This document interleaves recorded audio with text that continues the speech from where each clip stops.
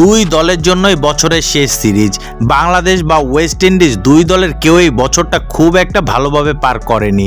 বাংলাদেশ একের পর এক সিরিজ হেরেছে, ওয়ানডে, টেস্ট কিংবা টি-20। নিজেদের শেষ 4 সিরিজেই হেরেছে টাইগাররা। আর ওয়েস্ট ইন্ডিজ বছরের শেষটা কেটেছে মিশ্র।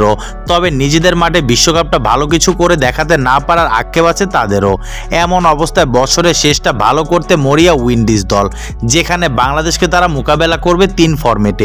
সিরিজ শুরুর আগের দিন ক্রিকবাজকে ওয়েস্ট ইন্ডিজের প্রধান কোচ আন্দ্রে কুলি বলেন, খুব গুরুত্বপূর্ণ জয় দিয়ে বছর শেষ করা, কারণ সাউথ আফ্রিকা সিরিজে হতাশাজনক পারফরমেন্স থেকে আমরা বেরিয়ে আসতে চাই। আগে প্রথম 3 বা 4 দিন বৃষ্টির কারণে ব্যাহত হয়েছিল এবং আমরা তখন এন্টিগার মাটিতে বেশ ভালো কয়েকটি সেশন পার করতে সক্ষম হই। প্রত্যেকেই ভালো অবস্থার মধ্যে রয়েছে এবং প্রত্যেকে ফিট এবং খেলার উপযোগী। বাংলাদেশের বিপক্ষে মাঠে নামার আগে তারুণ্য আর অভিজ্ঞতার মিশালে স্কোয়াড পাচ্ছেন কুলি। তার বিশ্বাস প্রত্যেকেই নিজেকে প্রমাণের সুযোগ পাবেন। প্রত্যেক খেলোয়াড়েরই সুযোগ রয়েছে। আমাদের এখানে এমন খেলোয়াড় আছে যারা বাংলাদেশের বিপক্ষে হোম বা অ্যাওয়ে খেলেছে এবং সেই সিরিজগুলো জিতেছে। আপনি জানেন খেলোয়াড়রা একে অপরের সাথে পরিচিত এবং আমাদের কিছু নতুন খেলোয়াড় আছে যারা এই সিরিজগুলোর কোনোটিতেই খেলেনি।